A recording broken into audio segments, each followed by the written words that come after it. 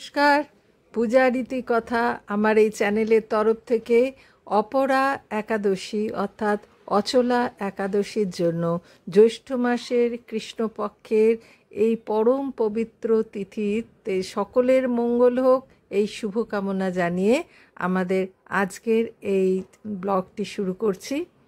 অপরা শব্দটার মধ্যেই আছে যে অপার শান্তি, অপার মুক্তি, অপার সৌহার্দ্য বা সাফল্য, সমস্ত কিছু শুভ অপার যার পরিসীমা নেই তা লাভ করার জন্য যে ব্রত বা যে তিথি সেটাই হলো একাদশী তিথি, অপরা একাদশী। আগামী 23শে মে শুক্রবার জ্যৈষ্ঠ মাসের এই যে কৃষ্ণপক্ষ, এই দিন শুরু হচ্ছে একাদশী তিথি।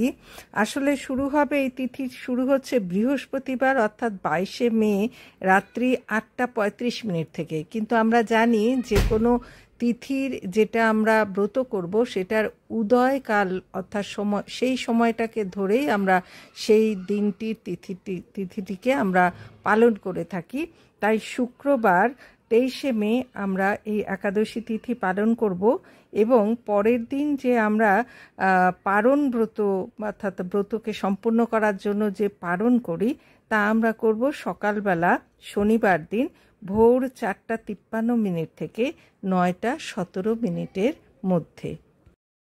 আসলে বিভিন্ন পুরাণের উল্লেখ থেকে আমরা জানি যে যখনই আমাদের মহারাজ যুধিষ্ঠির শ্রীকৃষ্ণকে জিজ্ঞাসা করছেন যে প্রত্যেক মাসে যে দুটো করে তিথি একাদশী তিথি আসছে অর্থাৎ শুক্লপক্ষে এবং কৃষ্ণপক্ষে, প্রত্যেকটির মাহাত্ম্য কী, অর্থাৎ কী কারণে ভক্তজন এই ব্রতটি পালন করবে এবং তার দ্বারা তাদের জীবনে তারা কী লাভ করতে পারবে, তখনই আমাদের এই জগৎপ্রভু শ্রীকৃষ্ণ তিনি সুন্দরভাবে বর্ণনা করছেন বারবার যে এক একটি একাদশী তিথির বিরাট বিরাট মাহাত্ম্য।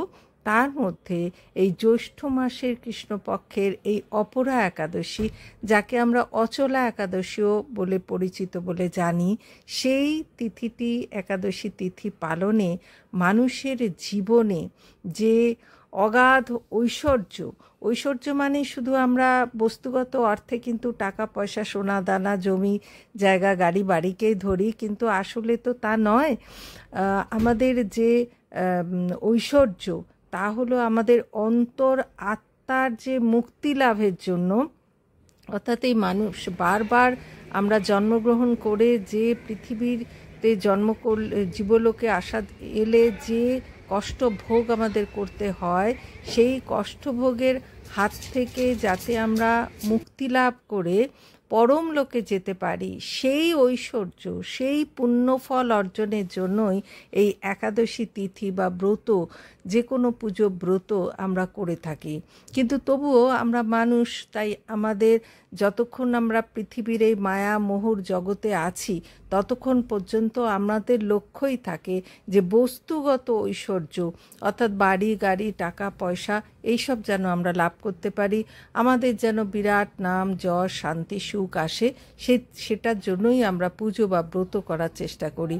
তো এখান থেকে আমাদের বিভিন্ন শাস্ত্রকারেরা বারবার দেখিয়েছেন যে এই অপরা একাদশী পালন করলে মানুষের ভেতরে যদি নিষ্ঠা এবং একাগ্রতার সাথে কেউ পালন করতে পারে, তাহলে প্রথমেই তার জীবনে যা লাভ হবে এই অপরা একাদশী থেকে সেটা হলো যশ সুখ্যাতি এবং নিজের জীবনে প্রতিষ্ঠা।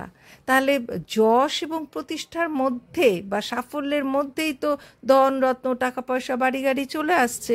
তো সুতরাং অপরা একাদশীকে যদি আমরা খুব ছোট অর্থেও, মানে আমার সাধ্যমতো অর্থ দিয়েও যদি গ্রহণ করার চেষ্টা করি, তাহলে এই দিকে লক্ষ্য রেখেও আমাদের সকলের এই একাদশী জ্যৈষ্ঠ মাসে কষ্ট করে অবশ্যই পালন করার চেষ্টা করতেই হবে, তবেই আমাদের জীবনে অর্জিত হবে আমাদের যে প্রার্থিত ধন সম্পদ বা বাড়ি গাড়ি টাকা পয়সা নাম যশ।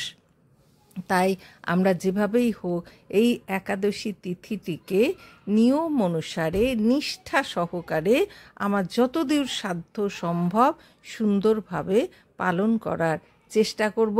তাই প্রত্যেককেই আমরা জানানোর চেষ্টা করব, প্রত্যেকের জীবনে সুখ আসুক, প্রত্যেকের জীবনে শান্তি আসুক, সকলেই বিষ্ণুকে স্মরণ করে শ্রী বিষ্ণুর পূজা, মা লক্ষ্মীকে এই দিনে ভক্তি ভরে যদি কেউ পুজো করতে পারে তাহলে যে পরম আনন্দ, পরম সাফল্য লাভ হবে।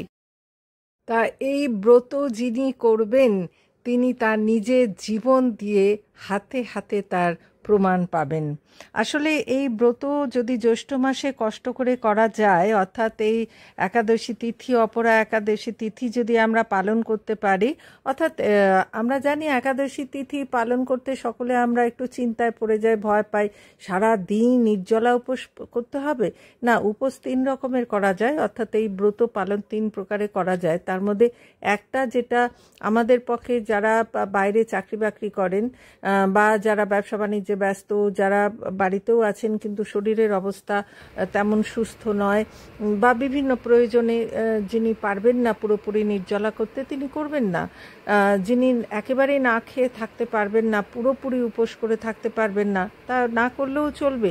কারণ সে সারা দিনে ভাগ ভাগ করে ঋতু অনুযায়ী, অর্থাৎ জ্যৈষ্ঠ মাসে যেসব ফলগুলো পাওয়া যায় সেই ফলগুলো বারে বারে করে খেতে পারবে। বারে বারে মানে আমি সারাক্ষণ খেতে থাকবো তা নয়, একটা ভাগ করে নিয়ে সারা দিনে 4 বার হোক খেতে পারবে, বিভিন্ন শরবত খেতে পারবে।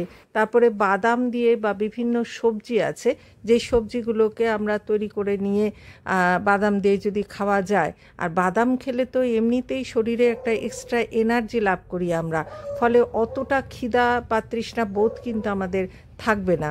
তো সেই কারণে আমরা খুব সহজেই কিন্তু এই তিথিকে অবশ্যই আমরা পালন করতে পারি। কারেরা বলেছেন যে যদি কেউ এই জ্যৈষ্ঠ মাসে এই অপরা একাদশী ঠিকমতো পালন করে নিতে পারে, তাহলে সে যদি শিব চতুর্দশী ব্রত না করতে পারে, অথবা যদি সে বদ্রিকা আশ্রমে গিয়ে নারায়ণ দর্শন না করতে পারেন, অথবা তিনি যদি সূর্যগ্রহণের সময় কুরুক্ষেত্রে গিয়ে গঙ্গা স্নান নাও করতে পারেন, গয়াতে গিয়ে বিষ্ণুপদে যদি পিণ্ডদান নাও করতে পারেন, তবুও তার যতটা পুণ্য লাভ হতো এইগুলো করলে, তার থেকেও বেশি পুণ্য অর্জন হবে এই একাদশী তিথি, এই অপরা একাদশী তিথি পালনে।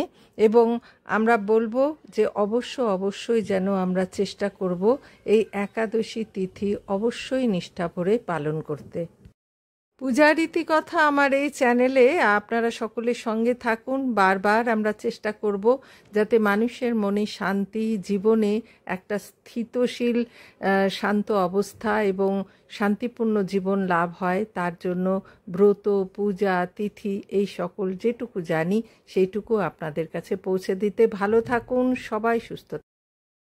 একাদশী তিথি শ্রী বিষ্ণুর তিথি, তাই বাড়িতে শ্রী বিষ্ণুর চরণে পুজো দিন এবং সত্যনারায়ণ পুজো করুন, বাড়িতে তুলসী মাতাকে পুজো করুন, আর মা শ্রীলক্ষ্মীর চরণে নিজের ভক্তি নিবেদন করুন স্বল্প আয়োজনে। সবাই ভালো থাকুন।